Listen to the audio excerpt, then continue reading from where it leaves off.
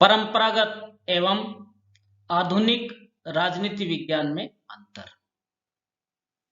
मैं डॉक्टर मोहनलाल गोस्वामी। जैसा कि आप जानते हैं, संपूर्ण राजनीति विज्ञान को दो भागों में बांटा जाता है, परंपरागत राजनीति विज्ञान एवं आधुनिक राजनीति विज्ञान।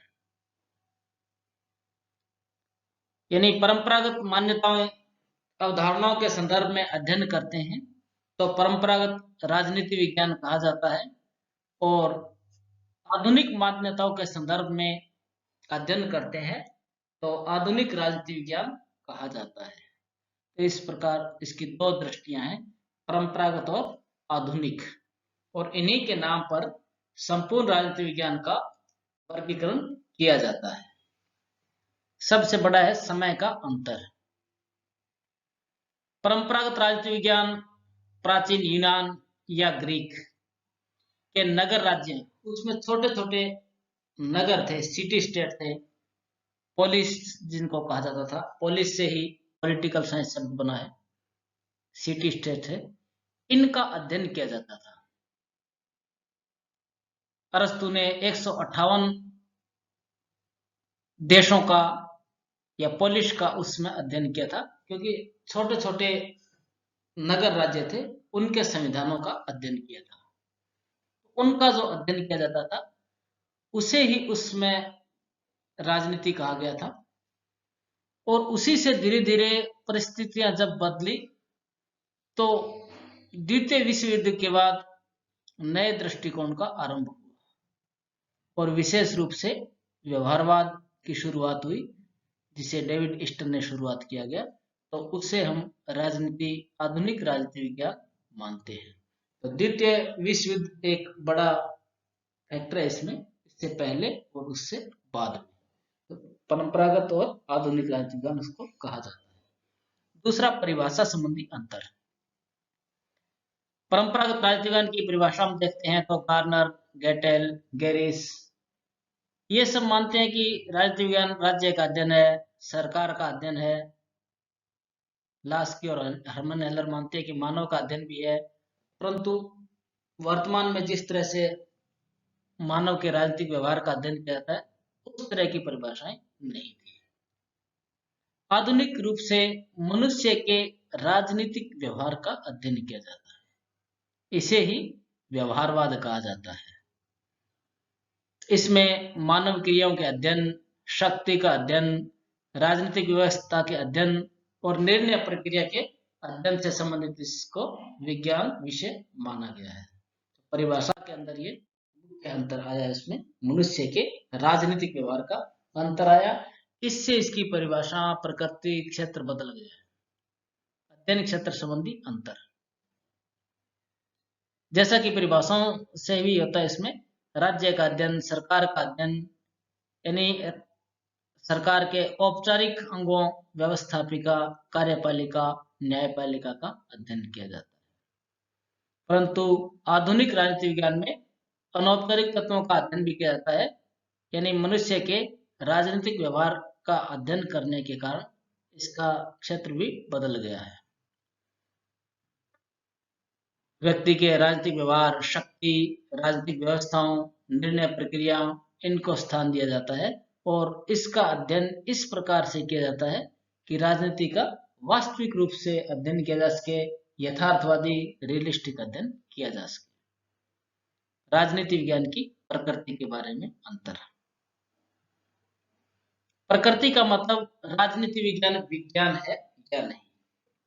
परंपरागत दृष्टिकोण में ये बड़ा मतभेद है, राजनीति के साथ विज्ञान लिखा जाता है, विज्ञान लिखा जाए या शास्त्र लिखा जाए। विज्ञान लिखने से विज्ञान, शास्त्र होने से कला। राजनीति विज्ञान विज्ञान है या कला है, अथवा दोनों है। ये परंपरागत राजनीति विज्ञान में मतभेद है, परंतु आधुनिक रूप से ये विवाद खत्म हो गया है। इसे सभी विज्ञान मानते हैं जिसका वस्तुनिष्ठ और मूल्य निरपेक्ष अध्ययन संभव है। यह माना जाता है कि पद्धति से ही विज्ञान माना जाता है, उसकी विषय वस्तु से नहीं माना जाता। तो इसकी प्रकृति वैज्ञानिक है और ये विज्ञान है। ये इसमें स्पष्ट हो जाता है। पांचवा, अध्ययन पद्धतियों के संबंध में अंतर। राजनीति विज्ञान का अध्ययन पद्धतियों द्वारा किया जाता है। परंपरागत रूप से इसमें दार्शनिक, ऐतिहासिक, विधिक, वर्णनात्मक, तुलनात्मक पद्धतियों को अपनाया। दार्शनिक जैसे प्लेटो ने अपनाया, सिर्फ चिंतन करते रहते हैं, समाज के सामने कोई आदर्श रखते हैं।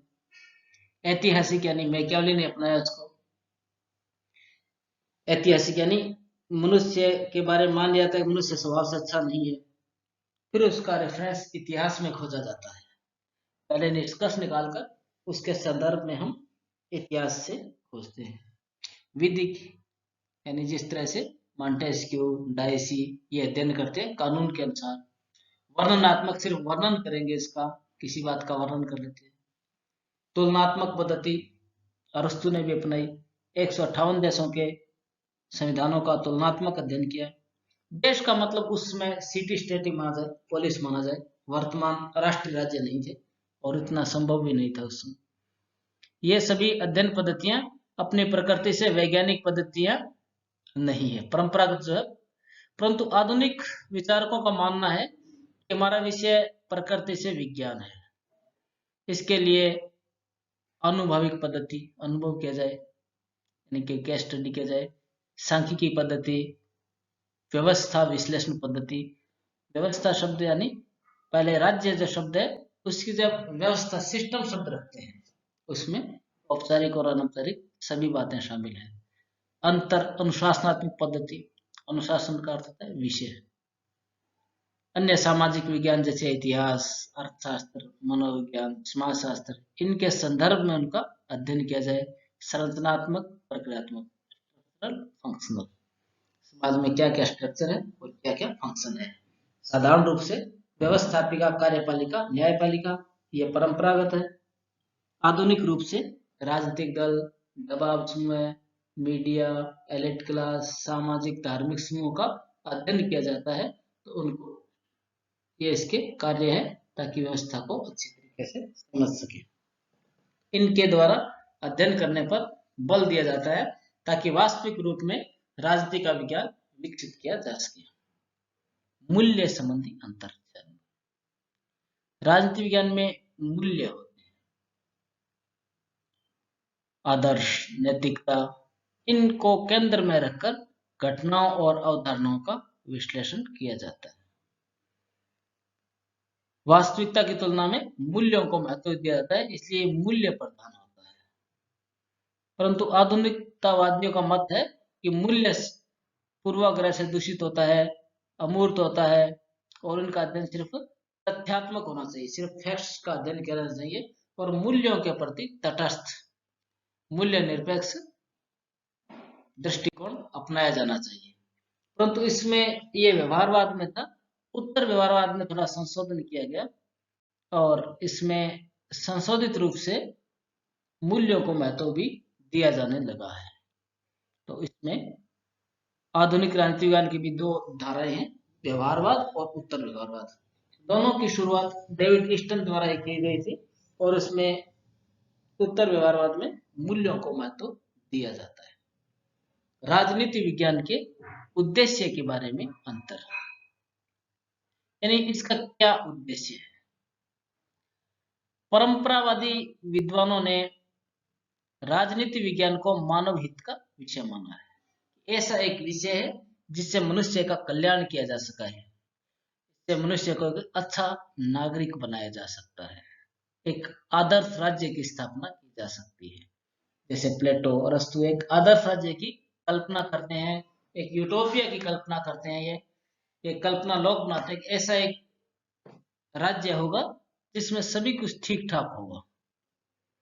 वे राजनीति विज्ञान का उद्देश्य पृथ्वी पर मानव जीवन को एक भौतिक एवं नैतिक दृष्टि से श्रेष्ठ एवं सुखमय बनाना मानते हैं और इसी दृष्टि से अरस्तु ने राजनीति विज्ञान को सर्वोच्च विज्ञान कहा, सबसे ऊपर है, सर्वोच्च है, मास्टर साइंस है। इसीलिए अरस्तु को राजनीति विज्ञान का जनक या फादर ऑफ पॉलिटिकल साइंस कहा जाता है। यानी परंपरागत रूप से सभी ने एक आदर्श राज्य की कल्पना की है और मनुष्य को आदर्श नागरिक बनाते हुए लक्ष्य को प्राप्त करने की इच्छा जाहिर की है कि ऐसा होना चाहिए। प्लेटो है, अरस्तु है, हॉब्स, लॉक, रूसो, सभी के चिंतन में कहीं न कहीं ये है। किंतु आधुनिकतावादी विचारक नया राजनीति विज्ञान का उद्देश्य राजनीति विज्ञान की ज्ञान की प्राप्ति में होना है। राजनीति विज्ञान का उद्देश्य ज्ञान प्राप्ति है। जिस प्रकार प्राकृतिक विज्ञानों के अध्ययन का उद्देश्य ज्ञान की प्राप्ति होता है, उसी प्रकार इसका उद्देश्य है नॉलेज प्राप्त करना, ज्ञान प्राप्त करना। जब ज्ञान प्राप्त होगा तो उसका, जैसे उत्तर व्यवहारवाद में है, समाज की समस्याओं को सुलझाने में हम इसका प्रयोग कर सकते हैं। ये क्रीड ऑफ रेलेवेंस है, प्रासंगिकता का सिद्धांत है। मोटे तौर पर परंपरागत राजनीति विज्ञान में एक आदर्श राज्य व्यवस्था की स्थापना की जाती है और आधुनिक राजनीति विज्ञान में ज्ञान का ही प्रयोग किया जाता है। हालांकि अब भी आदर्श कुछ स्थापित होते हैं, वो एक नई डिबेट है अलग तरीके से। रॉल्स ने थ्योरी ऑफ जस्टिस में इस तरह से माना है, वो अलग डिबेट है, परंतु साधारणतः यही माना जाता है कि इसका उद्देश्य ज्ञान प्राप्ति है। निष्कर्ष रूप से हम कह सकते हैं परंपरागत राजनीति विज्ञान एवं आधुनिक राजनीति विज्ञान में कालक्रम समय का, यानी प्रथम विश्व युद्ध के पहले और बाद का, ऐसे ही परिभाषाएं हैं। परंपरागत राजनीति विज्ञान की परिभाषाएं अलग तरह से हैं, आधुनिक अलग तरह से है। उससे अध्ययन क्षेत्र में अंतर आ जाता है। प्रकृति यानी ये विज्ञान है या नहीं है, वर्तमान में इसको विज्ञान ही माना जाता है। इसकी पद्धति, अध्ययन की पद्धतियां दार्शनिक, ऐतिहासिक, तुलनात्मक, आधुनिक सांख्यिकी, गणितीय, ये सब पद्धतियां हैं। मूल्य एवं उद्देश्य में प्राप्त है, मूल्यों को महत्व दिया जाए नहीं दिया जाए। वस्तुतः आधारभूत अंतर अध्ययन क्षेत्र और अध्ययन की दृष्टि का ही है, क्योंकि मनुष्य के राजनीतिक व्यवहार का अध्ययन इसमें शामिल करते ही इसका अध्ययन क्षेत्र विस्तृत हो जाता है, थोड़ा बड़ा हो जाता है। यह उल्लेखनीय है कि आधुनिक राजनीति विज्ञान का भी नवीनतम विकास दो रूपों में दिखाई देता है। दो रूपों में आधुनिक राजनीति विज्ञान है, व्यवहारवाद और उत्तर व्यवहारवाद है। वस्तुतः आधुनिक राजनीति विज्ञान के एक अंग के रूप में उत्तर व्यवहारवाद ने परंपरागत व आधुनिक राजनीति विज्ञान के अंतर को सीमित किया है। सीमित इसलिए किया है क्योंकि परंपरागत राजनीति विज्ञान में भी मूल्यों को महत्व दिया जाता है और आधुनिक राजनीति विज्ञान में भी यह माना जाता है कि मूल्यों को हमें महत्व दिया जाना चाहिए। अच्छे समाज के निर्माण के लिए उसमें मूल्य होने चाहिए, मूल्यों को बचाया जाना चाहिए। पाश्चात्य जगत में साधारण समाज में मूल्यों को महत्व नहीं दिया जाता, परंतु धीरे धीरे वो भी अपने एक अच्छे वैल्यूज, समाज और परिवार में अच्छे मूल्य, अच्छे संस्कारों को महत्व देना शुरू हो गया है। यही इसमें जोड़ दिया गया है। तो इसको उन्हें विस्तार से देखा किस तरह से अध्ययन में अंतर है, भाषा, प्रकृति क्षेत्र में अंतर है, समय का अंतर है, और आधुनिक राजनीति विज्ञान में व्यवहारवाद और उत्तर व्यवहारवाद दो इसकी ब्रांच है, धाराएं हैं। हम आगे अध्ययन करेंगे। मैं उम्मीद करता हूँ इसको आपको समझ में आया होगा। धन्यवाद।